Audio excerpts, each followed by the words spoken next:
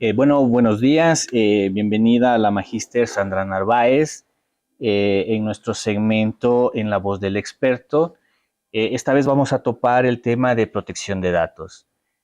Para dar un contexto, tenemos aquí a nuestra invitada, es especialista en el tema de manejo de datos. Su perfil profesional es ingeniera en redes y tiene una amplia expertise en este manejo. En ese sentido, Sandra, con todo el respeto, quisiera que nos expliques, si hablamos de protección de datos, ¿qué es lo que protegemos?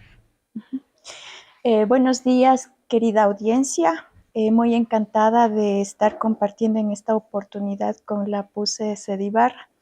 En cuanto a la inquietud, cuando nos referimos a protección de datos, básicamente es un mundo muy amplio, ¿no? Pero podemos enfocarnos protección de datos a nivel institucional, a nivel propio como nosotros como individuos, incluso a nivel educativo. Entonces, empezando desde lo más básico, la protección de datos representa a que cada uno de nosotros como individuos tenemos la potestad y más bien el cuidado de no brindar nuestra información personal a personas, a instituciones que quizás no tengan el correcto uso de nuestra información a futuro. Y es ahí, por ejemplo, que desde hace año 2021 incluso se ha formulado una ley de protección de datos a nivel de nuestro país, lo cual permite garantizar que cuando nosotros como individuos también proporcionemos información a cierta institución por algún trámite o por algún acceso a algún servicio, estas instituciones o empresas no hagan uso indebido de nuestros datos. Entonces, a nivel de cuidado de nuestra información, son muchos ambientes y entornos en los que todos deberíamos ser cuidadosos con nuestra información, nosotros como individuos y también a quienes nosotros proporcionamos la información.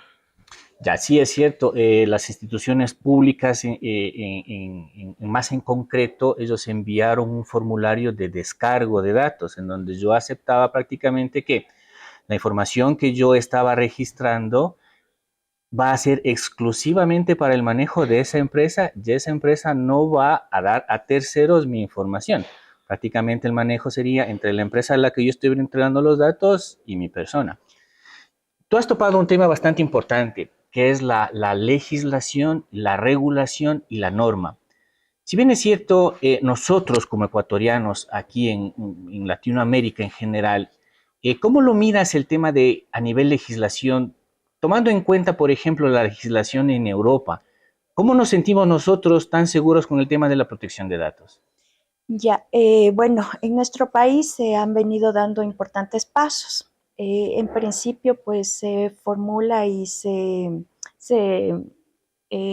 más bien se socializa la normativa, la ley, desde el año 2021, con régimen sancionatorio en nuestro país desde mayo 2023.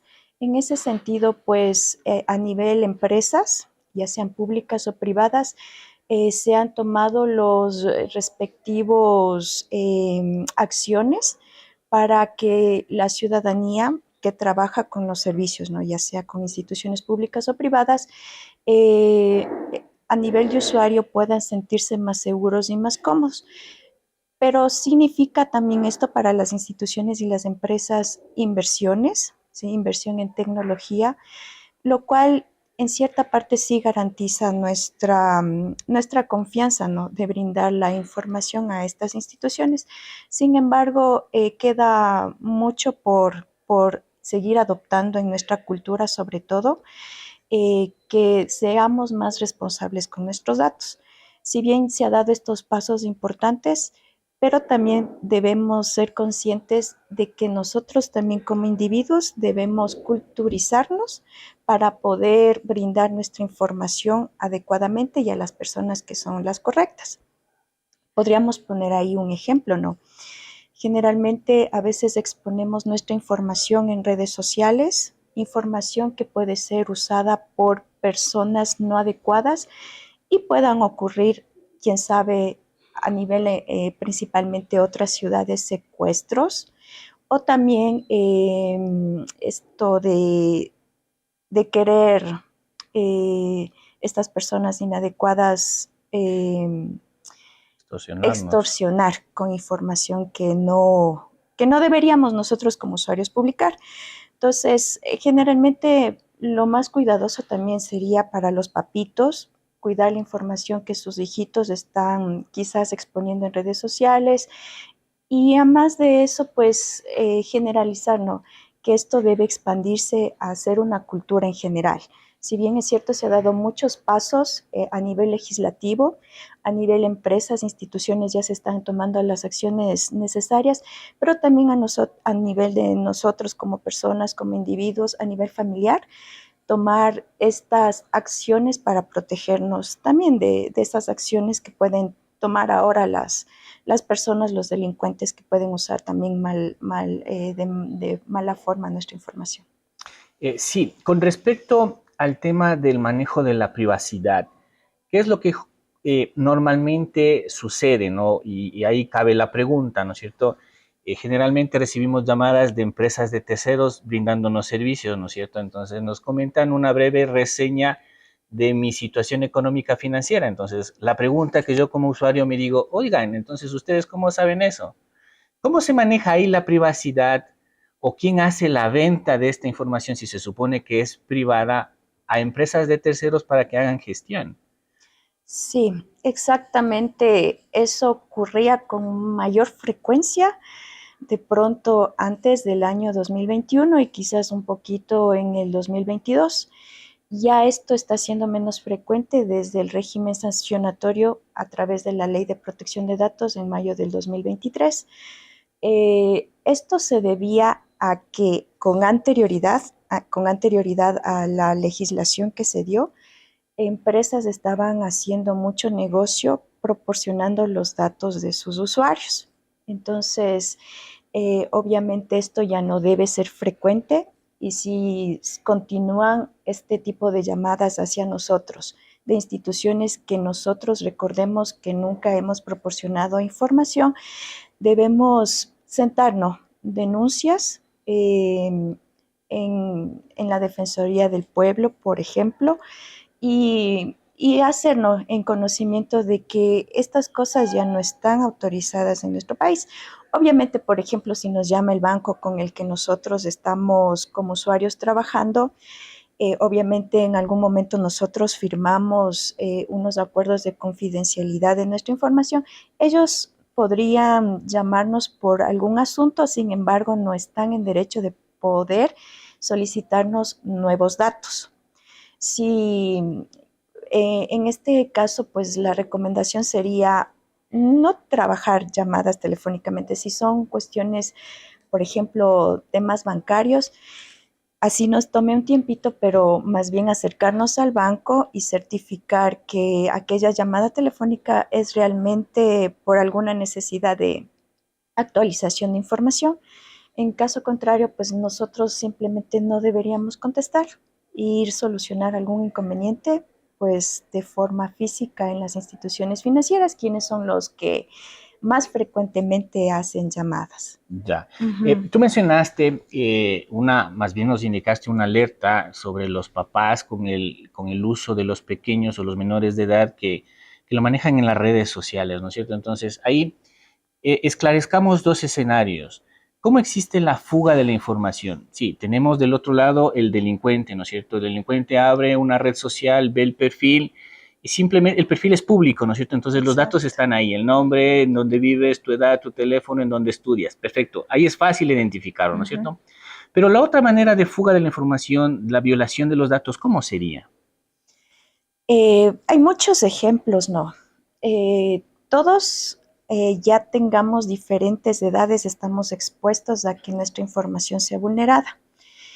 Problemas en casa, por ejemplo, con nuestros pequeños, ¿no? Ellos también deberían conocer ciertas políticas para proporcionar cierta información si es que están usando redes sociales. Lo más adecuado sería, y aconsejan ciertos profesionales de este tipo con los niños, que, por ejemplo, se tenga reglas, ¿no? Quizás a partir de 13 años, 14 años puedan usar un poquito más frecuentes redes sociales. Incluso se habla de que los pequeños no deberían todavía tener un teléfono celular por los riesgos a los que ellos están expuestos. Entonces, a nivel familiar, por ejemplo, los padres de familia ya establecer ciertas políticas. Incluso a nivel en la calle, ¿no? Los niños no pueden conversar con cualquier persona, no deben proporcionar información, no deben acercarse a cualquier extraño, y lo mismo sucede en las redes sociales. Si es que ya los niños más o menos vamos teniendo ya un criterio, que eso generalmente se puede dar ya en la adolescencia, con las políticas que ya se puede establecer a nivel familiar, eh, permitirles, ¿no?, que puedan manejar este tipo de redes sociales, pero ellos también con conocimiento de que no toda la información deberían publicar, no su dirección domiciliaria, no números telefónicos, eh, quizás no publicar fotos donde están ellos estudiando, de su casa. Entonces, todo este tipo de información ayuda, ¿no?, a los delincuentes en caso de que se produzca un incidente que ojalá no suceda, y por ello, pues a nivel familiar, establecer qué reglas, qué cosas pueden interactuar los pequeños en sus redes sociales. Ese es un caso, ¿no?, a nivel de que si tenemos en la familia pequeños. Ya a nivel más adolescentes, ya más jóvenes, pues también cuidarse, ¿no? Hay muchos delitos cibernéticos en donde si un joven se permite hacer una grabación exponiendo ya su integridad, eso también puede servir para extorsión. Entonces ya a nivel jóvenes, también los papás, a nivel familiar, conversar con nuestros jóvenes, porque también puede darse ese tipo de información, ¿no? Que nos dejamos grabar haciendo cosas no adecuadas, y los extorsionadores, incluso puede suceder, ¿no? Muchas veces los mismos amigos o compañeros, no sabemos con quiénes están llevando nuestros hijos, pueden hacer uso indebido de esta información. Y llegando también al caso ya de personas adultas, pues también no procurar cuidar la información, porque se da los casos, ¿no? En redes sociales ya somos personas adultas, sin embargo publicamos las placas de nuestros vehículos, publicamos fotos de nuestra casa por estrenar, publicamos a dónde nos fuimos de vacaciones con la familia, y esto también da lugar a que los delincuentes se aprovechen y quizás ocurran robos, asaltos cuando nosotros hemos estado de vacaciones. Entonces hay muchas cosas que a nivel sociedad debemos nosotros establecer como reglas. A pesar de que existe una legislación que está controlando principalmente lo que es institucional y a nivel empresario, pues también nosotros como cultura deberíamos establecer ciertas reglas a nivel nuestro entorno para poder proteger nuestra información. Sí, de cierta manera el tema de la delincuencia o la ciberdelincuencia que tú lo acabaste de topar en este momento, existe un criterio, ¿no es cierto?, en donde yo, por ejemplo, envío un correo y ese correo lo elimino y en mi cabeza queda como que ya fue eliminado y ya no existe. Pero ¿de qué nos estamos dando cuenta? De que, por ejemplo, para las personas que actúan mal, esos correos son recuperados, las llamadas son recuperadas, los mensajes de texto son recuperados, las fotografías que fueron eliminadas son recuperadas.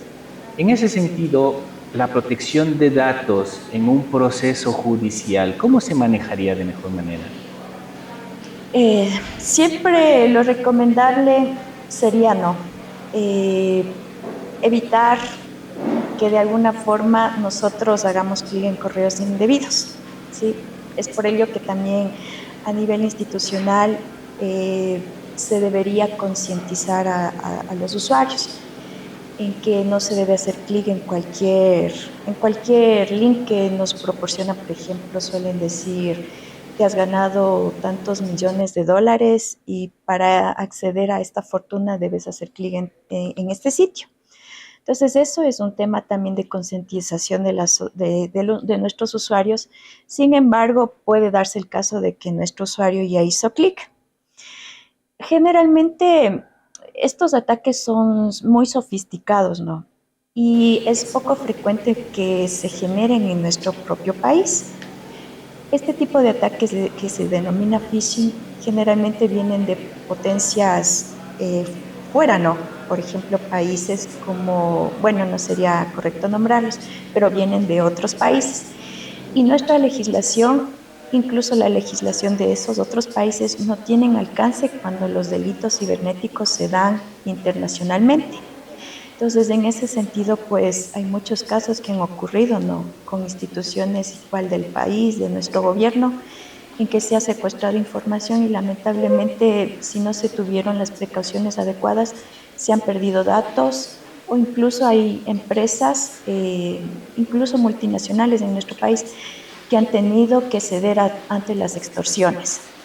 Entonces, en ese sentido, este tipo de ataques generalmente suelen venir de de fuera. internacional. Muy poco frecuente podríamos decir que en nuestro país se han generalizado, porque estas cuestiones ya son mucho más tecnológicas, ¿sí? Entonces, el alcance de la legislación no nos da para poder hacer un seguimiento a un individuo que quizás estuvo en el otro extremo a nivel mundial. Entonces, más bien ahí las recomendaciones siempre son la prevención, ser preventivos. Como instituciones, como empresas, se toman las remediaciones adecuadas tecnológicamente, sistemas de respaldo, incluso con sitios alternos, los servicios también de respaldo en la nube. En caso de sufrir este incidente o algún incidente, más no ceder a las extorsiones, sino hacer un restablecimiento de los servicios y de la información rápidamente y adecuadamente. Sin embargo, cabe informar que ya alguien se llevó nuestros datos y en algún lugar del mundo tienen esa información. Entonces, más bien esto ya podría ser a nivel internacional, cortes internacionales, si es que sabemos al menos desde dónde procede el ataque. Entonces es medio complicado. Más bien, generalmente siempre se recomienda la prevención. Bueno, y por último, con un tema que está bastante de moda, el tema de la inteligencia artificial. Nosotros hacemos consultas a la inteligencia artificial, ya sea a nivel personal o a nivel institucional. ¿Qué pasa con esa información que se queda en esa inteligencia artificial? ¿De quién es? ¿De la persona que la pregunta? ¿De la empresa que genera la información? Esa protección de datos, ¿cómo la generaríamos como empresa? Es muy cuestionable también esta pregunta, ¿no?